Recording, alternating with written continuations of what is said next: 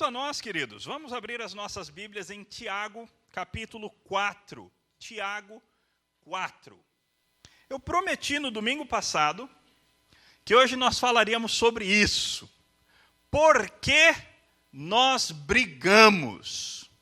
Qual é a razão? O que nos faz ter problemas de relacionamento? O que nos faz brigar?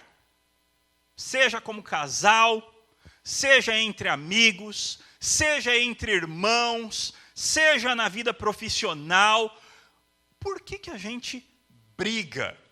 Tiago faz essa mesma pergunta e ele nos responde essa pergunta no capítulo 4 da sua carta. Diz assim o texto: de onde procedem guerras e contendas que há entre vós? De onde, senão dos prazeres que militam na vossa carne? Cobiçais e nada tendes. Matais e invejais e nada podeis obter. Viveis a lutar e a fazer guerras, nada tendes porque não pedis. Pedis e não recebeis porque pedis mal para esbanjar em vossos próprios prazeres. Ou supondes que em vão, afirma a Escritura, é com ciúme que por nós anseia o Espírito que ele fez habitar em nós? Antes ele dá maior graça, pelo que diz: Deus resiste aos soberbos, mas dá graça aos humildes. Sujeitai-vos, portanto, a Deus, mas resisti ao diabo, e ele fugirá de vós. Chegai-vos a Deus, e ele se chegará a vós outros. Purificai as mãos, pecadores, e vós que sois de ânimo dobre, limpai o coração.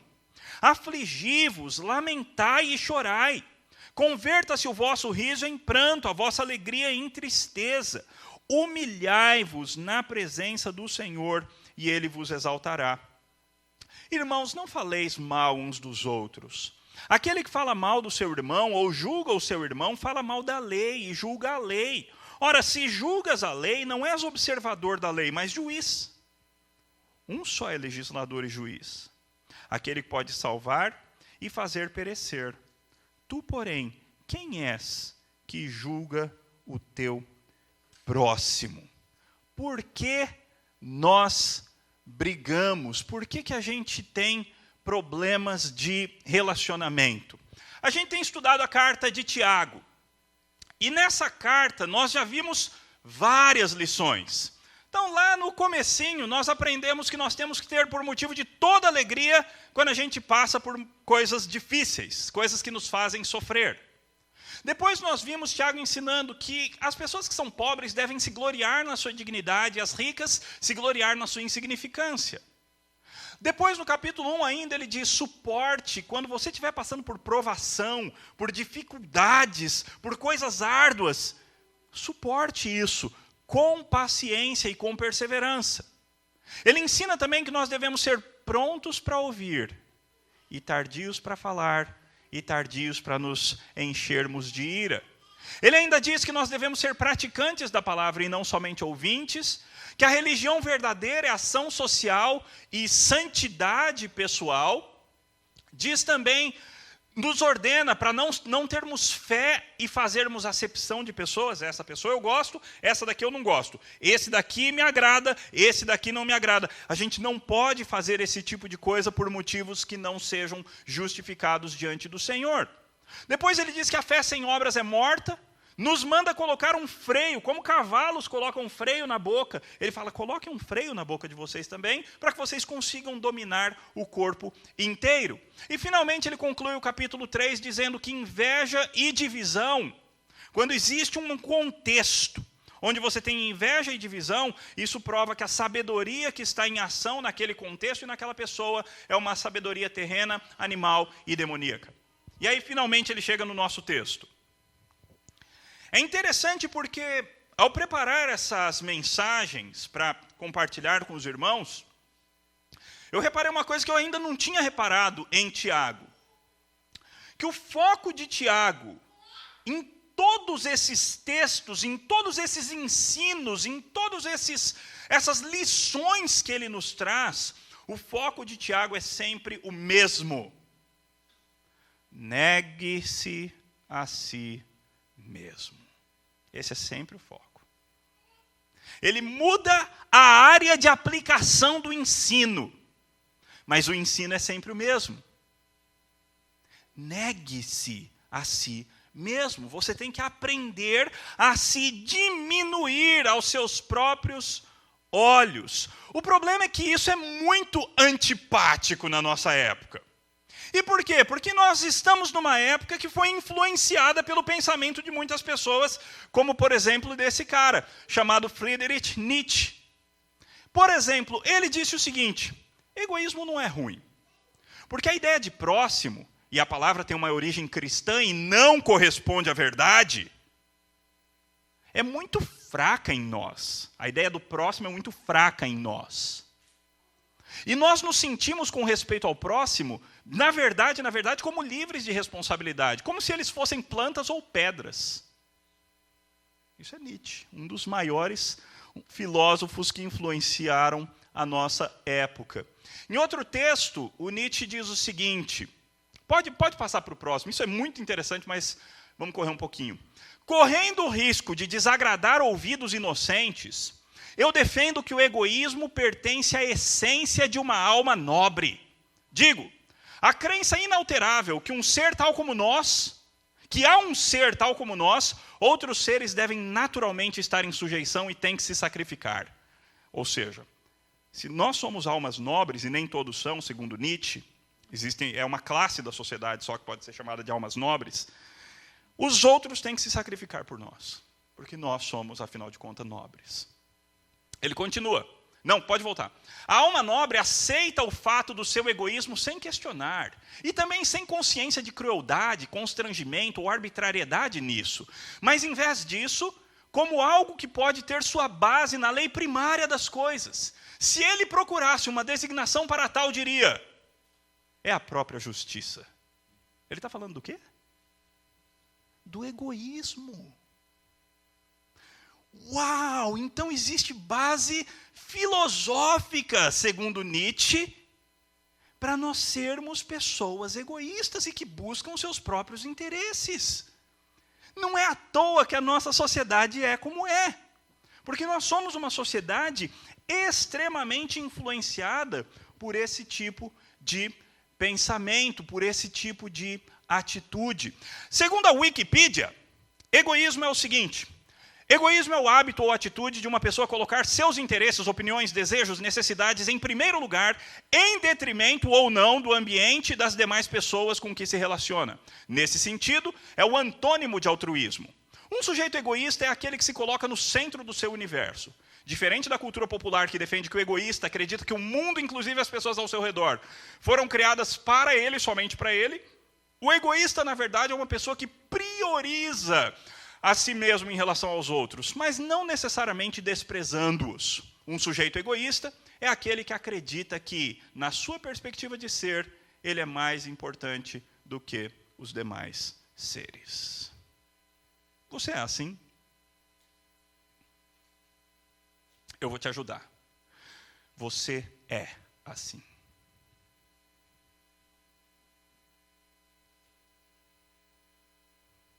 Eu sou assim. Essa é uma das deformidades graves que o pecado fez com a gente.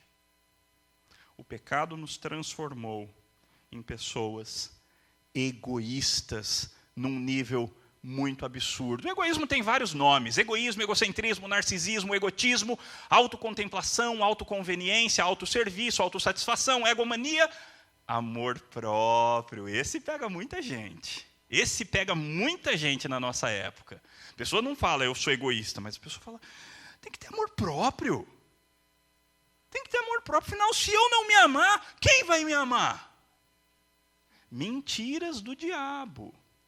Justiça própria, orgulho, essa é outra. Autoestima, essa também derruba um monte de gente.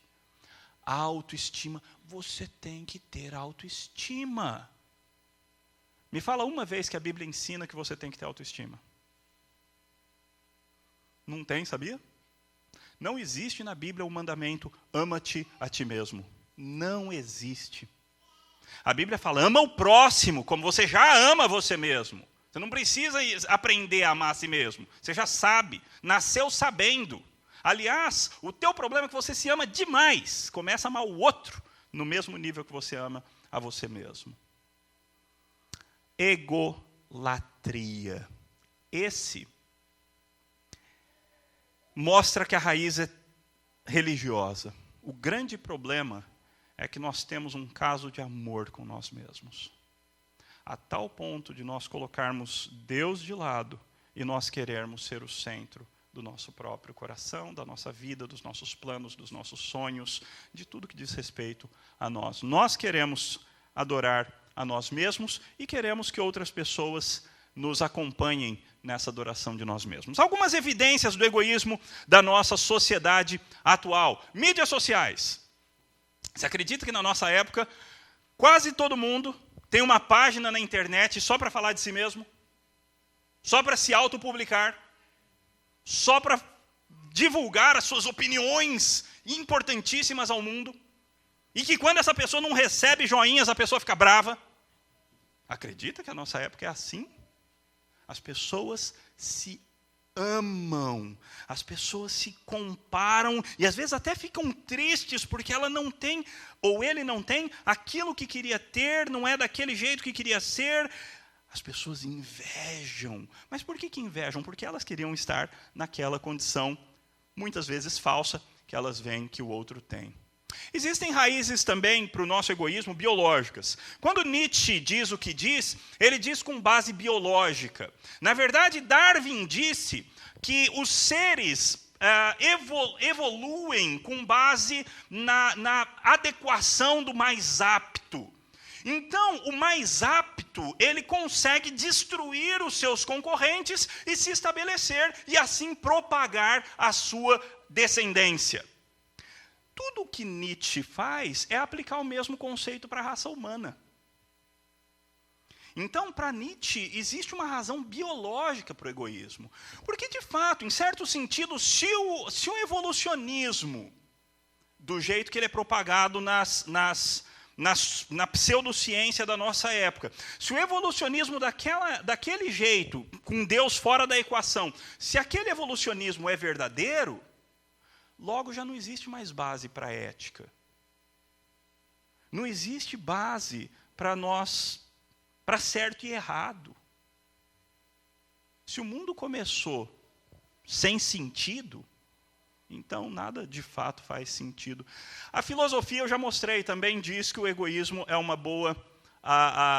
é um bom caminho. Alguns ramos da psicologia também propagam o egoísmo, muito mais na prática, muito mais nos consultórios do que na academia. A psicologia da academia ela é um pouco mais sã do que a psicologia dos consultórios. No consultório, aí, amigos, psicólogos têm que sobreviver, e aí, para sobreviver aconselhando pessoas, você tem que falar muita coisa que agrada as pessoas mesmo, senão elas não voltam. Agora, aliás, muito da psicologia na prática dos consultórios se perverteu em autoajuda. Você acredita que a nossa época é uma época que vende rios de dinheiro de livros de autoajuda? Que no final das contas, pegue todos, coloca numa máquina de espremer laranja, qual vai ser o suco que vai sair? Ame-se a si mesmo. Valorize-se a si mesmo. Todo livro de autoajuda, no final das contas, tem a mesma mensagem, a mesma aplicação. Você precisa se cuidar mais, você precisa se amar mais, você precisa acreditar mais em você. Horas. No final das contas, é tudo a mesma coisa. E grande parte dos livros de business também vão por essa linha. ênfase na autoestima, uma das características da nossa época. Qual é o assunto que muitas vezes as pessoas amam falar? A respeito de si mesmas.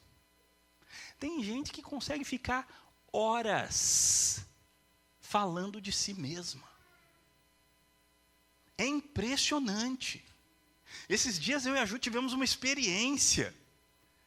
Olha, mas foram horas ouvindo uma pessoa, não foi ninguém daqui da igreja, ok?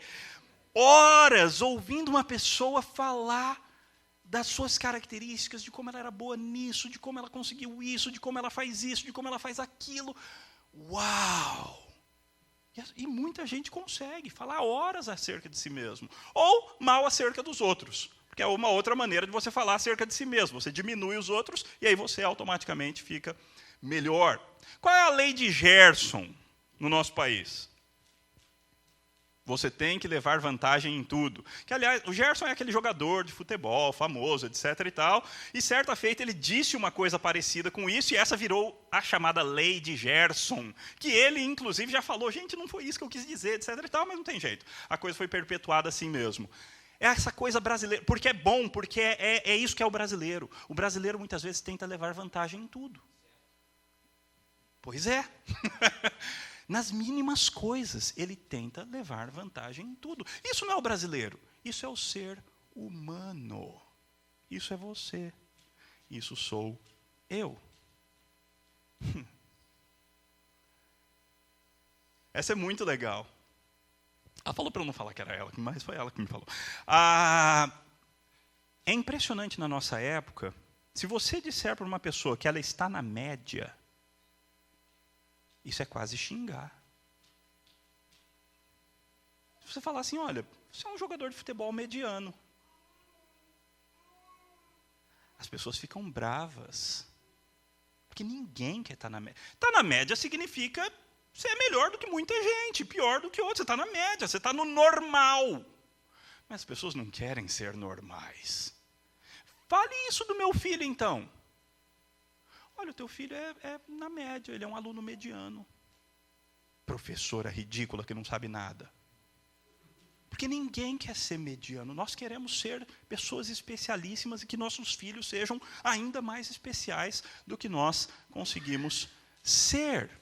O processo no teu coração, e no meu também, é o seguinte. Meu objetivo principal é o meu próprio bem-estar. Eu sou a pessoa com quem eu mais me preocupo. E tudo que eu quero fazer é o bem para mim mesmo, é me servir.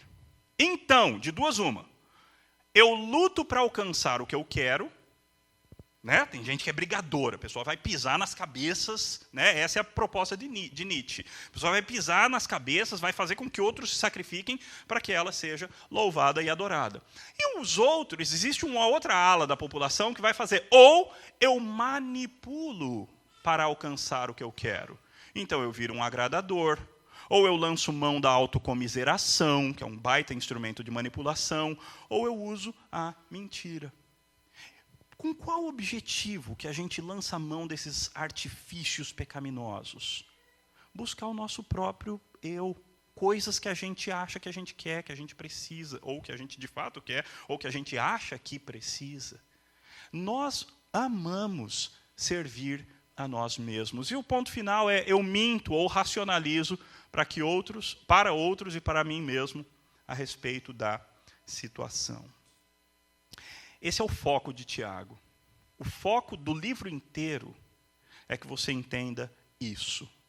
Você tem uma tendência, você tem um drive natural para você mesmo, para servir a você mesmo. Essa é a sua tendência natural por causa do pecado em você. A principal pessoa que você quer servir é você mesmo. Eu ainda não consegui encontrar uma pesquisa sobre isso. Mas a minha hipótese é que, normalmente, num acidente, ainda que você tenha a sua esposa e o seu filho sentado no banco do teu lado, mas a minha hipótese é que, normalmente, você vai tirar o carro para proteger você mesmo.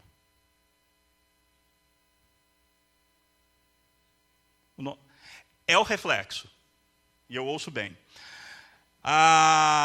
Mas o reflexo mostra que algo em nós é já determinado para a autopreservação.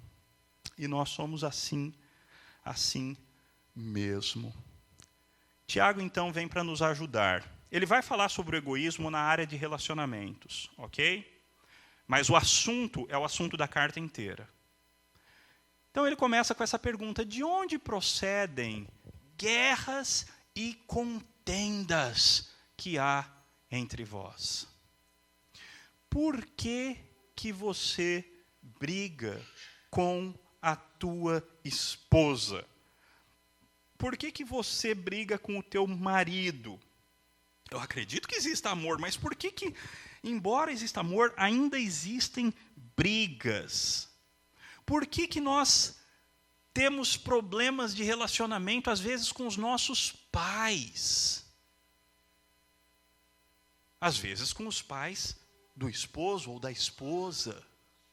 Por que a gente tem uma facilidade de não gostar de pessoas, pelo menos de certo tipo de pessoas, de repente? Por quê? Tiago responde: essas coisas vêm de onde, senão dos prazeres ou dos desejos que guerreiam nos vossos membros. O que Tiago nos está dizendo, então, aqui, é que o motivo pelo qual nós temos problemas de relacionamento, nós brigamos, nós ficamos bravos, nós queremos bater, nós queremos brigar, nós queremos gelar a pessoa, não falar mais com a pessoa, mandar para a casinha de cachorro, como eles dizem aqui nos Estados Unidos. Por que nós fazemos isso? Porque nós temos desejos que guerreiam, é a palavra que ele usa aí, é bem forte no grego, desejos que guerreiam nos nossos membros. É esse o motivo. E aí agora ele explica: vocês cobiçam e não tem nada. Vocês matam e invejam, mas nada podem obter. Quando o Tiago está falando que vocês matam, lembra, Tiago está escrevendo para a igreja, ok? E ele já falou a respeito de matar no contexto de fazer acepção de pessoas. Ele já falou que isso é como matar, porque Tiago está falando à luz do que Jesus falou. Se você odiar uma pessoa no teu coração, você já cometeu homicídio, você já matou aquela pessoa de alguma forma. É que nem aquela senhora que na bodas de ouro foi perguntada: você já pensou alguma vez em separar do seu marido? Ela falou: separar? Nunca. Homicídio várias vezes. Matar ele várias vezes. E é mais ou menos assim mesmo. Por vezes, até dentro do casamento, as pessoas conseguem sentir um nível de raiva. Aliás, ontem a gente estava andando, passeando, e, gente, passou um rapaz andando, e aí a moça veio dirigindo o carro atrás, mas olha, uma briga, em espanhol eles estavam brigando, então a gente pôde entender um pouquinho, era melhor que não tivesse entendido, inclusive. Mas assim, a gente estava longe, a gente tinha andado já longe, ainda estava dando para ouvir. Tudo indica que era um casal. E quer saber, eu não duvido que à noite, ou no dia seguinte, a coisa já estava resolvida. Resolvida, isto é, a ponto deles conseguirem conviver. Por que essas coisas acontecem? Tiago responde: é por causa dos prazeres que lutam nos membros de vocês, é por causa da cobiça que vocês sentem, é porque vocês têm uma facilidade enorme de matar. Vocês têm uma facilidade enorme de... Essa pessoa aqui, nesse momento, eu preferia que ela estivesse morta. Essa pessoa está me fazendo mal, essa pessoa está me fazendo uma coisa uma injustiça, essa pessoa, eu não estou satisfeito. Então, nesse momento, essa pessoa toma um X. Nesse momento, eu estou matando essa pessoa. Inveja. É por causa de inveja. Muitos problemas, muitas pessoas que a gente não gosta. Se a gente for pesquisar a sério o nosso coração, a gente vai encontrar que a razão é inveja. A pessoa tem algo que nós gostaríamos de ter. Um bom casamento, um bom carro, uma boa casa, uma boa conta bancária, uma boa comunhão com Deus, um bom cargo na igreja. A pessoa tem algo que nós queríamos ter e nós não temos. Então, isso nos desperta um desgostar da pessoa. Gente, a gente é feio assim. Embora a gente queira mascarar, e a gente minta até para nós mesmos que nós não somos assim, é isso que nós somos. E o grande objetivo de Tiago, nessa carta inteira, é convencer você da realidade. Tiago intenta que nós paremos de mentir para nós mesmos, de que nós somos pessoas muito boas, muito crentes, muito altruístas. Ele quer que a gente encare a realidade. E, finalmente, uma vez tendo encarado a verdade, lute para mudar. Porque é a segunda parte. Por enquanto, ele está apresentando o problema. Daqui a pouco, ele vai propor a solução. Ele diz: vocês cobiçam e não têm nada, matam, invejam, nada podem obter, vivem a lutar e a fazer guerras. Vocês não têm nada porque vocês não pedem. Pedem e não recebem porque pedem mal para esbanjar nos vossos próprios prazeres. É interessante porque agora Tiago mostra que parte fundamental do problema é falta de comunhão com Deus.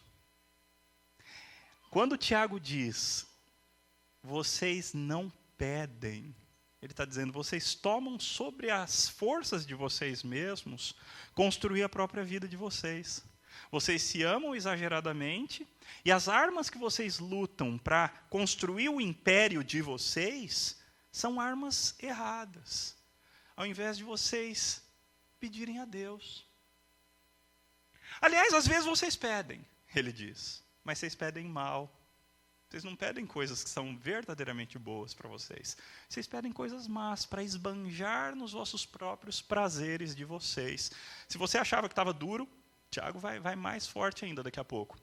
Ou supondes que é em vão que a Escritura afirma, é com ciúme que por nós anseia o Espírito que Ele fez habitar em nós. É lindo Tiago ir para esse assunto. Porque ele está dizendo o seguinte, você não precisa lutar por você mesmo. Porque você tem um Deus que habita em você e que te ama a ponto de sentir ciúmes. A palavra grega é zelo. Na verdade, essa é até mais forte mesmo. Ele sente um ciúmes santo, um carinho, um amor grande, um senso de exclusividade, de possessão. Você pertence a Ele. Em suma, você não precisa lutar suas próprias lutas. Você tem um Deus que te ama o suficiente a ponto de lutar suas lutas para você. Você pode descansar nele, ao invés de ficar brigando, lutando, contendendo, argumentando, brigando. Você pode abrir mão disso, porque o teu Deus, ele tem até ciúmes por você. O Espírito Santo anseia por você e ele habita dentro de você. Ou seja, você pode abrir mão do seu ego, porque o teu ego está na mão de Deus. Ou seja, Ele vai cuidar, Ele vai fazer o que precisa fazer. Lindo para onde Ele vai. Antes, Ele dá maior graça. Qual é o contexto? Sobre o que Tiago está falando? Brigas, certo? Problemas de relacionamento, brigas, lutas. Argumento é em inglês, né? Discussões, finalmente encontrei. Discussões, é sobre isso que Tiago está falando. Ele está dizendo que no meio dessa situação, Deus vai dar maior graça. Se você agir certo, se você agir bem, Deus vai te dar graça. E vai dar para o outro lado também, lembre-se disso. Porque se você achar que Deus vai dar só graça para mim, o outro vai se lascar. Pronto, já está errando de novo. Deus promete, Ele vai dar graça nessa hora. No entanto, você tem que saber disso. Que Deus resiste aos soberbos. Deus não gosta da atitude de orgulho, de soberba, de egoísmo, egolatrismo, egocentrismo, egolatria, melhor dizendo. Deus não gosta disso. Deus resiste aos soberbos. Contudo, aos humildes, Ele dá graça. Note que isso é um passo de fé. A gente está falando aqui sobre fé. Porque é você crer que você não precisa lutar as suas próprias lutas. Porque você tem um Deus que vai lutar as suas lutas e fazer o que é melhor para você. Quando o melhor para você for passar por sofrimento, Deus vai bondosamente te dar sofrimento. Quando o melhor para você for ser publicamente humilhado, Deus bondosamente vai te dar a bênção de ser publicamente humilhado. Quando o melhor para você for ser exaltado, Deus vai te exaltar. Quando o melhor para você for se destacar de maneira especial ou ganhar alguma coisa que era o teu sonho alcançar, Deus vai fazer isso. Você tem um Deus paternal amoroso que vai fazer aquilo que for o melhor para você. Você não precisa lutar as suas próprias lutas. Tiago agora vai apresentar 10 imperativos. Literalmente, 10 ordens. Para aqueles que gostam de ser práticos, ok, mas muita teoria, vamos para a prática. Tiago faz isso. 10 coisas práticas que você pode fazer para você resolver todos os teus problemas de relacionamento. Uau! Dá um livro isso, não dá? 10 passos para resolver todos os problemas de relacionamento. Tiago te dá isso, mas não é qualquer livro, é a palavra de Deus. Primeiro, sujeitai-vos, portanto, a Deus. Primeira ordem. Submeta-se ao Senhor. Conheça a vontade de Deus para a tua vida, revelada na palavra, e submeta-se a Ele. Deus te fez uma coisa, ou a gente prefere falar permitiu, né? Ele sempre faz. Deus te fez uma coisa que não te agradou, submeta-se. Fala assim, eu não entendo. Eu não entendo. Mas o Senhor é Deus, e o Senhor é bom, e o Senhor diz que todas as coisas cooperam para o bem daqueles que te amam, e eu te amo. Então, embora eu não entenda, eu vou me submeter. Embora eu não entenda, eu vou abaixar minha cabeça e vou aceitar o teu caminho para mim, embora a minha opção seria outra. Segunda ordem, resisti ao diabo, e ele fugirá de vós. Nós cristãos conservadores, batista, presbiteriano, nós por vezes esquecemos que existe um mundo espiritual. Nós por vezes nos esquecemos que além da carne, os membros, né, o que ele falou como os membros da nossa carne, além do mundo, ele falou também, a amizade com o mundo é inimiga de Deus, ele falou isso agora há pouco. Além desses dois, nós temos um terceiro inimigo sobrenatural, o diabo. Respondam para mim, crente pode ser usado pelo diabo? Sim ou não? Levantar a mão é sim. Sim, Pedro é o grande exemplo. Pedro foi usado pelo diabo para fazer com que Jesus não fosse para a cruz. Ou seja, Pedro quase acabou com a nossa salvação. Se Jesus tivesse... É verdade, né, Pedro? Eu estou falando essas coisas que eu vou morrer. Poxa, eu tenho que me amar mais, né, Pedro? Eu tenho que me preservar mais, né, Pedro? Se eu não me amar, quem vai me amar? Eu fico falando que eu vou para a cruz, daqui a pouco eles me põem na cruz mesmo, né, Pedro? Pedro, você está certo. Você está certo. Pronto, acabou, não vou mais para a cruz. Nota que é a mesma mentira de Satanás. É a mesma mentira de Satanás. O Senhor, tem dó de ti mesmo? Tem dó de ti mesmo, não. Faça o que Deus tem o objetivo para a tua vida. Não é à toa que Jesus falou, sai para trás de mim, Satanás. Embora fosse Pedro com quem ele estivesse falando. E a gente tem que fazer isso também. O diabo está colocando coisas na tua cabeça contra uma pessoa. Fala assim, sai daqui, capeta, sai daqui, Satanás. Você está com pensamentos recorrentes que não são bons, não tem a ver com a vontade de Deus. Pode ter a pata de Satanás envolvida nisso. E nós temos que aprender a resisti-lo, como se fosse uma guerra, porque de fato é. E as nossas armas devem ser as armas espirituais, como Efésios 6 diz. Terceiro imperativo, chegai-vos a Deus, e Ele se chegará a vós outros. Busque a Deus. Busque a Deus. O número de cristãos que realmente busca a Deus durante a semana,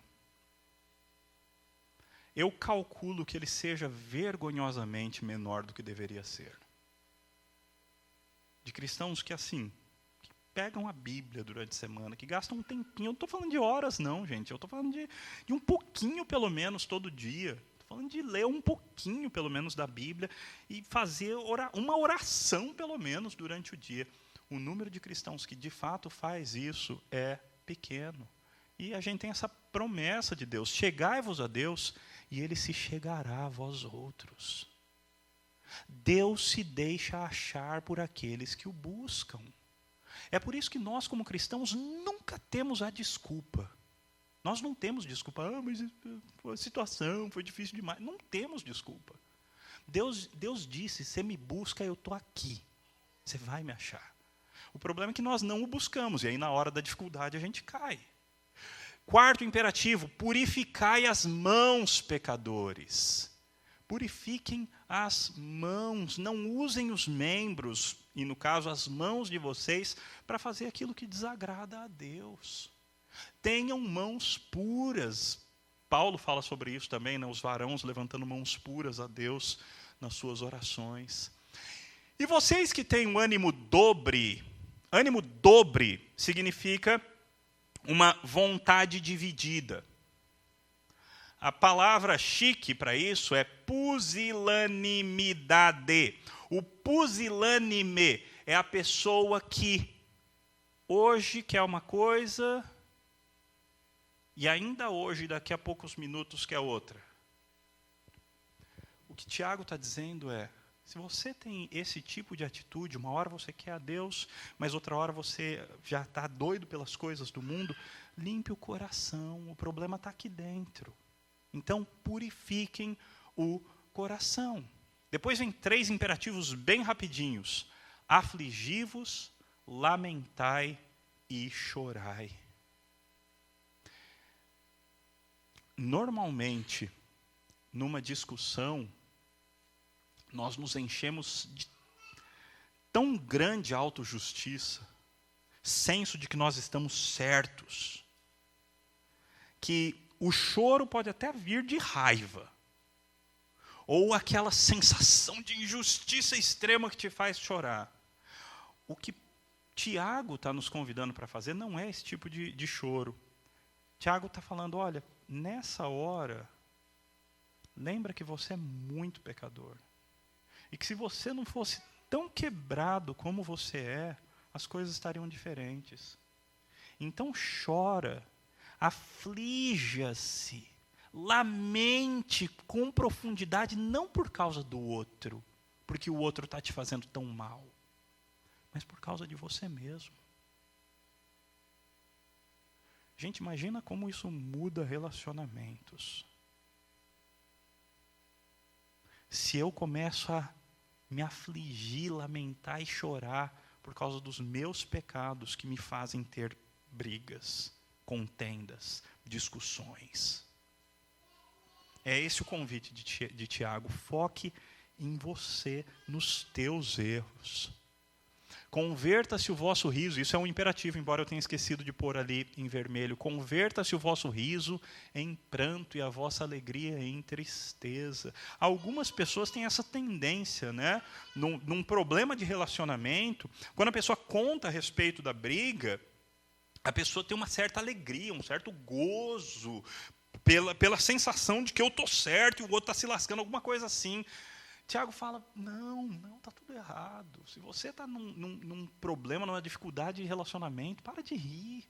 Tem nada alegre nesse momento. Pelo contrário, transforme o teu riso, essa vontade de rir, em choro. Transforme a vossa alegria em tristeza. E, finalmente, humilhai-vos na presença do Senhor e Ele vos exaltará. Perceba, então, que o foco de Tiago não tem a ver com o outro. Percebeu? O foco de Tiago para você resolver as tuas crises, os teus conflitos com outra pessoa, não é o outro, é você. No final das contas, o convite de Tiago é: mude a você mesmo. Seja mais humilde, seja mais submisso diante de Deus, seja mais contrito. Contrição é aquela capacidade de você lamentar diante de Deus por causa dos seus pecados. Nós vivemos numa época muito autocentrada. Nós vivemos numa época que as pessoas têm uma dificuldade absurda de assumir pecado, assumir erro. Existe um livro desse tamanho chamado DSM-5, Manual das Doenças e dos Transtornos Psíquicos e Psiquiátricos, que transforma tudo que é pecado em nome de doença, porque a nossa época odeia assumir que tem pecado, então a gente dá nome de doença.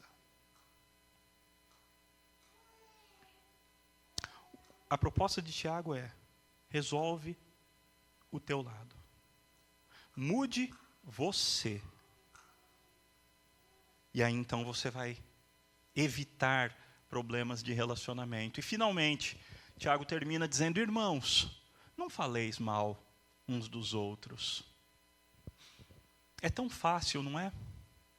Tão fácil a gente falar mal uns dos outros. Tão fácil a gente julgar o outro. A gente conhece a atitude. Mas é tão fácil a gente partir da leitura da atitude para as motivações internas. O porquê a pessoa agiu como agiu, fez como fez, não fez como não fez, falou como falou, deixou de falar como deixou de falar. Tão fácil a gente julgar e começar a falar, publicar isso para os outros, normalmente com o objetivo de angariar seguidores, né? Eu estou criando uma contenda, uma guerra, então eu quero criar o meu grupo aqui, eu quero aumentar o meu time para depois poder lutar. Tiago fala: não faleis mal uns dos outros. Esse ele explica: aquele que fala mal do irmão ou julga o seu irmão, está falando mal da lei e julgando a lei. Ora, se você julga a lei, você não é um observador da lei, mas você é juiz. Ou seja, em suma, o que o Tiago está falando é o seguinte: quando você fala mal de alguém, especialmente julgando os motivos, as motivações, etc., quando você fala mal de alguém, você está assumindo a posição de juiz. O problema é o seguinte: esse cargo já foi ocupado. Um só é o legislador e o juiz, aquele que pode salvar e fazer perecer. Tu, porém, quem és que julgas o próximo? Não falem mal uns dos outros. Nós não temos esse direito diante do Senhor. Aliás, Jesus Cristo disse, né? Algumas palavras de Jesus nunca são citadas, viu? Aliás, talvez a maioria. E essa é uma delas: aquele que disser tolo para o seu irmão está sujeito a julgamento do inferno de fogo. Mas tolo? Só tolo? Jesus é assim, isso é palavra de Jesus. Aquele que chamar o seu irmão de tolo está sujeito ao julgamento do inferno de fogo.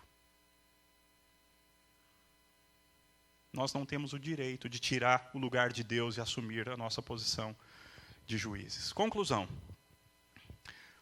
O pecado nos fez profundamente egocêntricos. Seja você consciente ou inconsciente disso. Queira Deus que hoje, se você era inconsciente, que hoje você está lutando para se tornar consciente disso. Isso é você. Eu falo isso com a autoridade da palavra de Deus, com a autoridade de ministro da palavra de Deus. Isso é você. Essa é a tua tendência natural. Ou você é um egoísta inconsciente, ou você é um egoísta consciente que está muito bem e quer continuar assim, ou você é um egoísta consciente que está lutando para se tornar cada vez mais altruísta. Altruísta, de verdade, nós não somos.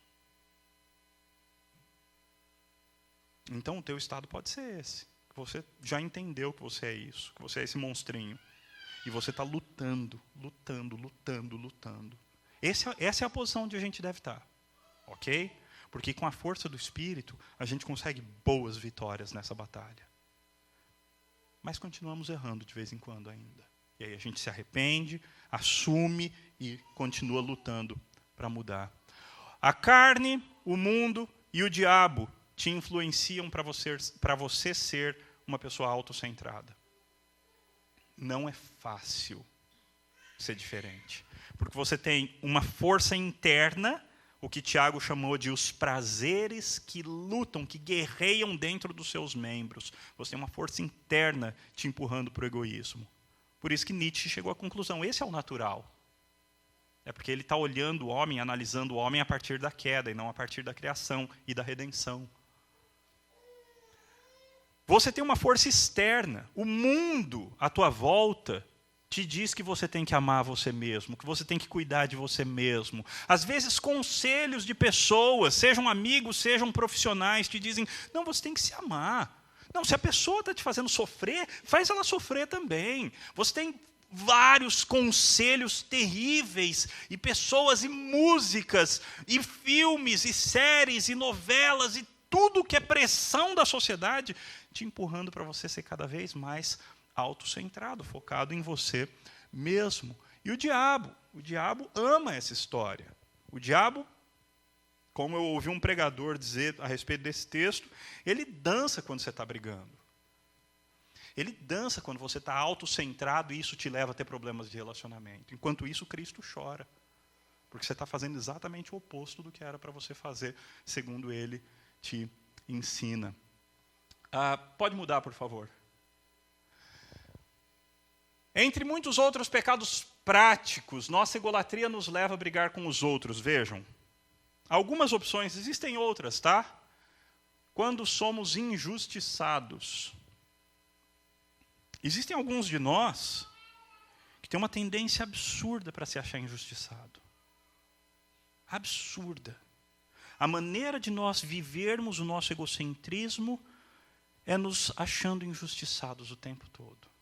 As pessoas me fazem sofrer, as pessoas têm preconceito para comigo, as pessoas não me valorizam o tanto que eu devia ser valorizado, as pessoas... É o mundo contra a pessoa, e a pessoa está sempre lá, o coitadinho, a coitadinha que vive sofrendo. Quando nós não recebemos o que queremos, já viu criancinha quando não recebe o que quer? Faz um escarcéu, não é? Faz um escarcéu, mas se joga no chão, grita, esperneia, faz de tudo, faz e acontece. Eu vou contar uma coisa para vocês. Quando a gente cresce, a gente só muda a atitude externa. Por dentro a gente continua esperneando, a gente continua gritando, a gente continua fazendo um escarcéu. A não ser que você saiba disso e comece a lutar para mudar. Alguns de nós deixamos o nosso egoísmo aparecer quando a gente está em sofrimento. Aí a gente acha, se o sofrimento for justo, uma doença, alguma coisa, a gente acha que a gente tem o direito de focar na gente mesmo. Não tem, sabia? Nem se você tiver com câncer. Você tem o direito de ser autocentrado, autofocado. Não tem. Essas são, todos vocês já ouviram, porque a maioria de vocês tem muitos anos de cristão. Vocês já ouviram, portanto, história de pessoas cristãs que estão doentes? Normalmente alguém bem simples, que fica doente, e aí alguém foi visitar, e aí você sai da visita como se você fosse o doente, e a pessoa que veio te visitar, né? Você sai tão bem daquela visita, a pessoa estava tão bem, tão focada em Cristo, nas coisas de Deus, tão bem, que você sai assim, uau, como eu fui abençoado por essa pessoa que está com câncer, está quase morrendo. Isso é uma característica do cristão verdadeiro. Mesmo nos momentos mais difíceis, ele foca no outro. Assim como Jesus na cruz, assim como Estevão sendo apedrejado, assim como Paulo, depois de apanhar e lá preso, todos eles aproveitaram essas oportunidades para abençoar outros. Muitos de nós deixam a egolatria ter vazão quando nós não somos reconhecidos, não somos valorizados ou não somos elogiados como pessoas especiais. Aí então essas coisas nos levam ao mal. O que a gente tem que fazer então? Segundo Tiago, nós temos que fazer essas coisas. Sujeite-se a Deus, resista ao diabo, busque aproximar-se de Deus, chegue-se próximo de Deus, purifique as mãos, limpe o coração, aflija-se, lamente e chore, humilhe-se diante de Deus e, finalmente, tome a decisão de parar de falar mal das pessoas. Eu quero terminar com 2 textos bíblicos. O primeiro diz assim: se alguém quer vir após mim, a si mesmo se negue, tome a sua cruz e siga-me. Porquanto quem quer salvar a sua própria vida, perdê-la-á. E quem perder a vida por minha causa, achá-la-á. Houve um momento durante a história da igreja que a gente transformou conversão em uma oraçãozinha rápida, vindo para frente. Conversão verdadeira é mais do que isso. Querer realmente ser um discípulo de Jesus implica em mais do que esse Jesus aí parece legal, estão dizendo que ele morreu por mim, eu levanto a mão e não mudo em nada na minha vida. Não. Jesus Cristo disse: você quer me seguir? Então tome a sua cruz e negue-se a si mesmo. Nosso modelo, então, tinha que ser João Batista. Convém que ele cresça e que eu diminua. Qual é a razão das brigas e contendas que nós temos entre nós? É o nosso eu. O problema é você. E das minhas brigas, dos meus problemas de relacionamento, o problema sou eu. E quem tem que mudar é o eu. Vamos orar? Senhor Deus, obrigado porque essa carta é tão prática, Deus. Tão clara nas suas propostas, nos seus ensinos. Obrigado, Senhor, porque o Senhor não nos deixa cegos ou perdidos, sem um mapa. Mas, pelo contrário, o Senhor nos deu a Tua palavra, que é luz para os nossos caminhos e que nos preserva de tropeçar. Pai, ajuda-nos, portanto, a usarmos essa palavra no meio desse mundo que está tão carregado de trevas, que nós andemos com a Tua palavra, Pai, na mão, no coração, na mente. Que a Tua palavra nos ajude, nos forme, segundo a Tua vontade. Pai, não permita que nós vivamos essa vida e nos deixemos moldar pelo mundo, pelo pecado que habita em nós e pelo diabo.